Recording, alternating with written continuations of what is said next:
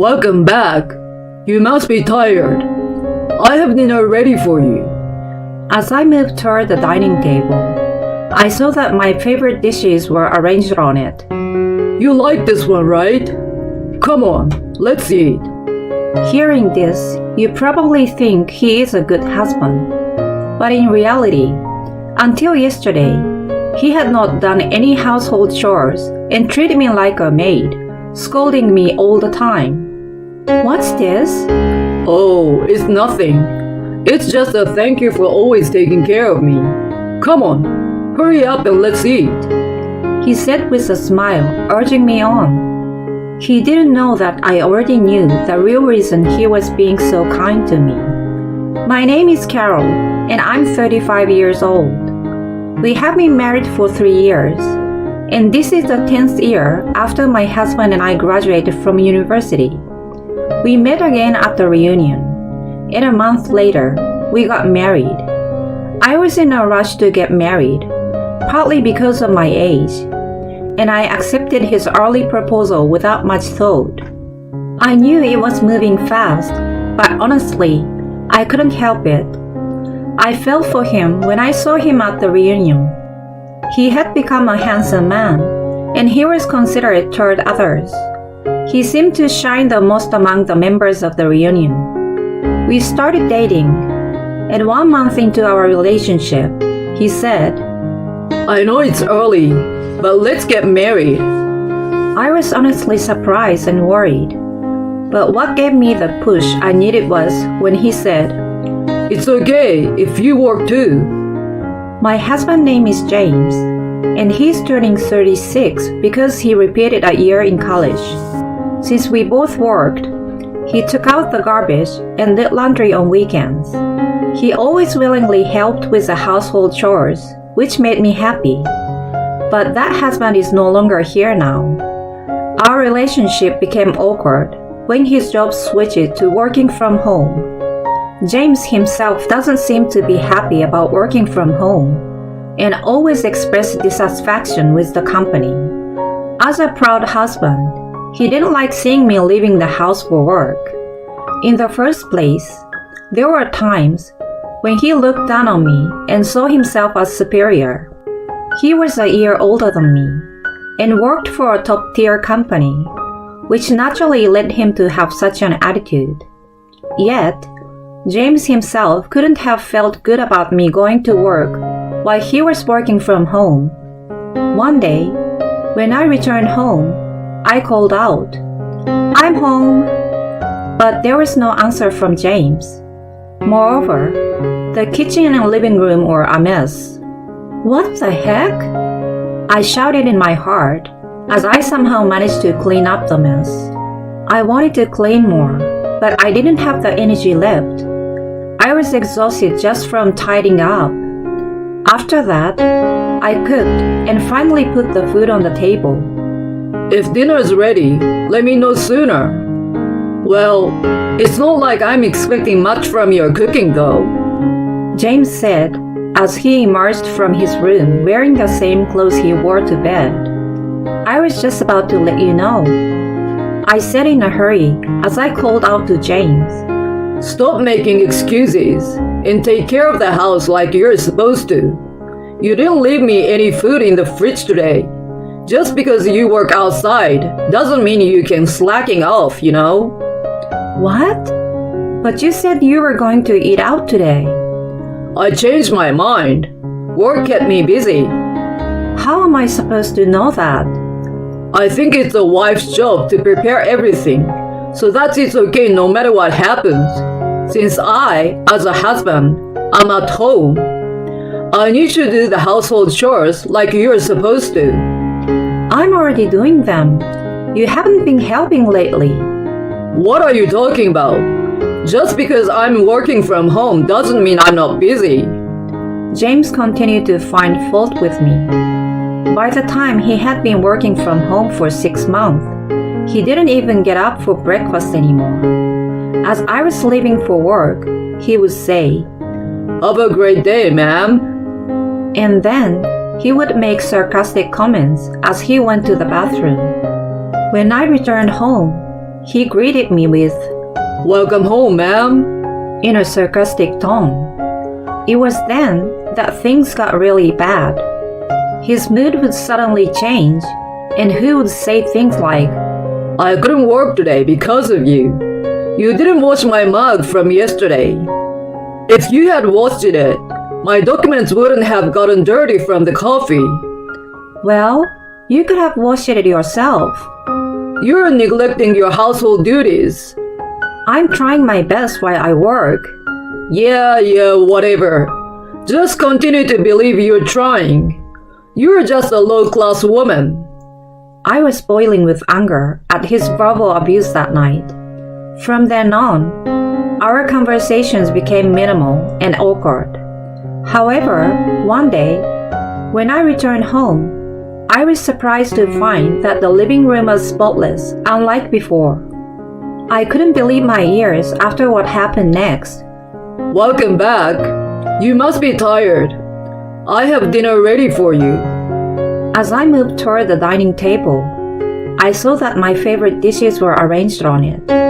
"What is all this?" You like it, right? Come on, let's eat. "This tastes just the way I like. How did you know?" Oh, remember when we talked about different flavors? When you cooked for me before we got married? In the seasoning rack in the kitchen, there were also seasonings that I used to prefer before we got married, and I felt a momentary discomfort in my husband's voice, but I thought it might be because he was just shy. When he cooked curry rice, I was surprised that my husband, who preferred pork, used beef, and even bay leaves to get rid of the odor. The cleaning was also more thorough, and the house was so clean that it was unrecognizable. Was he always capable? I thought to myself and felt uneasy. Things continued like this for a month, so I told him I would cook that night and left for work. When I returned, I cooked us dinner. I decided to tell him my feelings while having dinner. "Thank you for always helping me. Where did you learn to cook and clean like that?" I asked him while expressing gratitude. It's great that you can learn from online videos when you search for it. "Even cooking?" Yeah, that's right. I do it while watching. "While watching, huh? You're skillful." Well, there's nothing I can't do. My husband said. "But as far as I know, that dish is exquisite. Just watching YouTube, huh?" I was feeling a sense of distrust. Even so, I felt relieved to have a kind husband and started talking to him. "Hey, do you want to start thinking about having children soon?" Oh, I'm feeling a bit sick today. Is it okay if we don't try tonight? My husband froze at my words and changed the subject. I wanted to continue talking about our fertility journey, but with work getting busier, we never got the chance. One day, my junior colleague Paige invited me to lunch. She's 2 years younger than me and has a straightforward personality. She's capable at her job, so everyone relies on her, including me. While having lunch, I talked about my husband's recent behavior. Paige immediately responded, "That's strange. They say there's always a reason behind someone's actions." "What do you mean?" "When a husband or boyfriend suddenly becomes more affectionate or attentive, it's often to hide an affair. But he works from home, so there's no chance for him to meet someone." "No, it's the other way around. You're not home, so you should be careful." Her words made me remember my husband's cooking, and I must have looked concerned because she said, "If you're worried, you should use a hidden camera." I said, "I don't think it's necessary," but she was proactive. I wondered why she was going to such length, but I appreciated her concern. Paige efficiently talked to the salesperson at an electronics store and purchased a camera that even I could handle. She then helped me set up the camera in my husband's room, living room, kitchen, and even the bedroom. timed for when my husband would go shopping. The hidden camera was shared with my PC and smartphone so that I could see in real time. The next day, I couldn't stop thinking about my husband and the hidden camera. So, unable to wait, I nervously opened my smartphone during lunch break. My heart nearly stopped when I saw the person who appeared on the screen. What? Paige? Why is she in the footage? I quickly closed the screen, but my hands were shaking and my heart was racing. I couldn't focus on work in the afternoon, so I waited for the end of the workday and went to the nearby cafe to calm down with some coffee before playing back the hidden camera footage. James prepared his computer and was skilled in his work during the start of the web conference. However, when the meeting ended and the conference screen closed, he reached for his smartphone and began doing something on it. Then, he moved to the living room, and shortly after, the doorbell rang. He seems to have gone to the front door and disappeared from the living room. As soon as he reappeared, my body leaned forward to try to catch a glimpse of the woman next to him. It is Paige. I was shocked to the point where my heart almost jumped out of my chest. She had always listened to me talk about my husband and had been on my side, and she had even suggested the hidden camera. I was in a state of panic beyond words. Furthermore, I saw an unbelievable scene of the two of them captured on the hidden camera in the bedroom. I think I was beyond panic and in the state of shock. Are you okay, ma'am? The voice of the waiter brought me back to my senses. I switched my phone to call Paige and dialed her number. Before I questioned my husband, I wanted to hear Paige's story. You finally watched it. I'm glad, Paige said as she asked the waiter to use the private room. As soon as we entered, I asked her, What's going on, Paige? Did you intentionally set this up? There is a reason for this.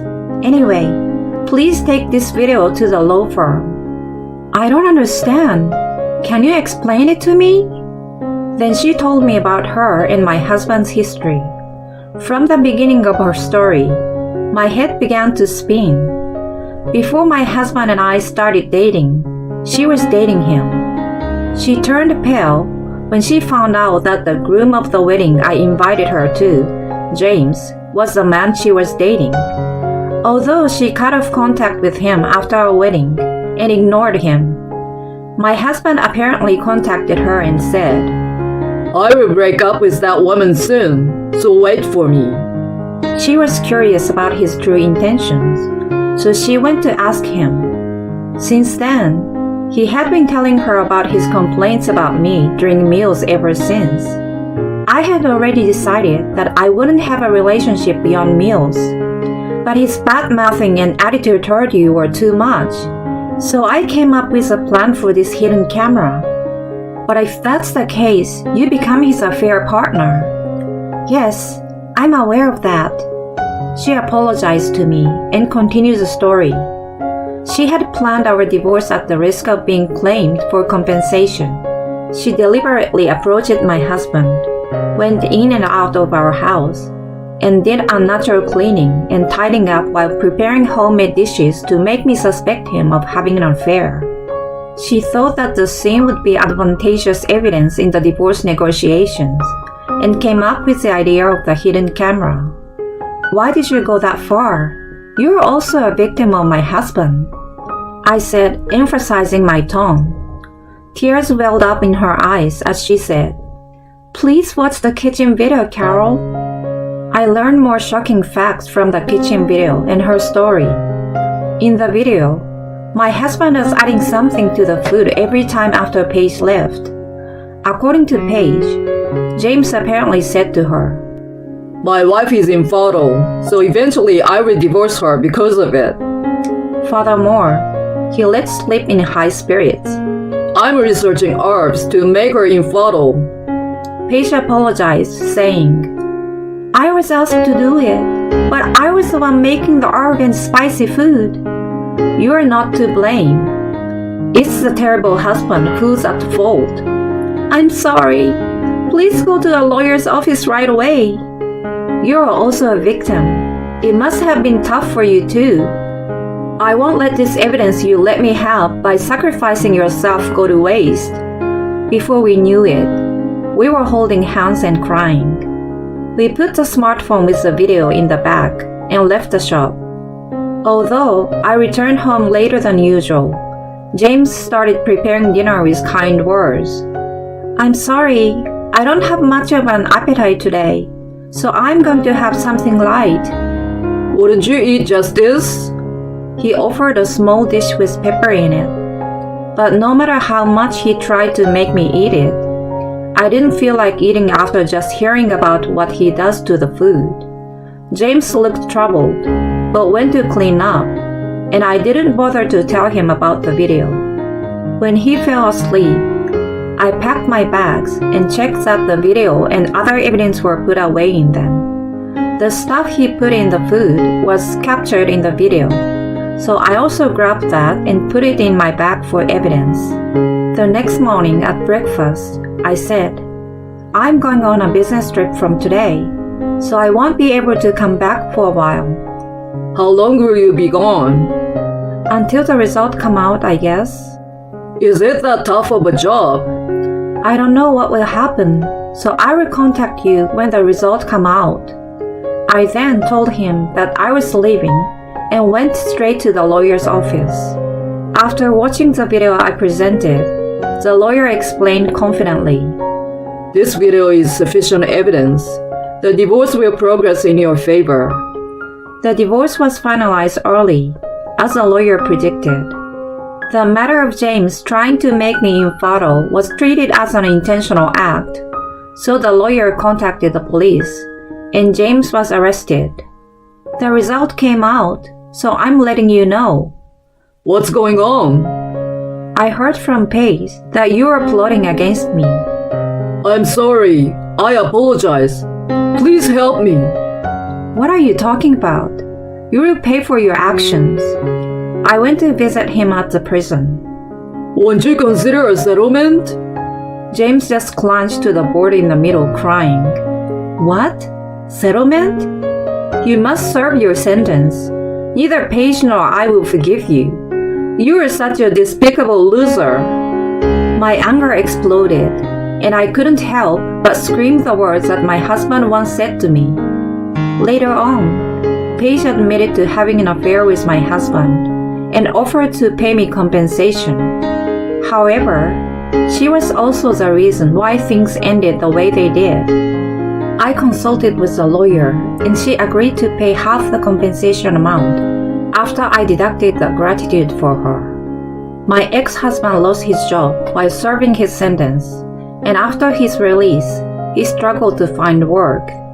Paying the compensation was a huge financial burden, and it was his own doing.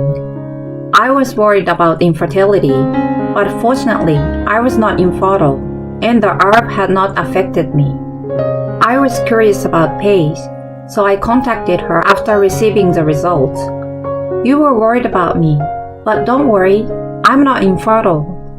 That's great. I'm really relieved. Let's continue to be conversation partners. Thank you. Yes, if you don't mind. Let's learn to choose men more wisely from now on. Yes, let's do that. We both laughed and hung up. I remember the beginning of our relationship and chuckled to myself.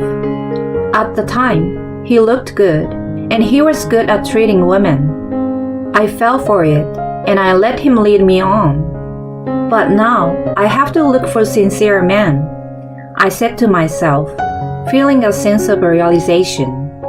I sat on the front steps of my house and chanted, "Don't rush, don't rush, don't rush." I'm here now, having learned that being with someone can change your life.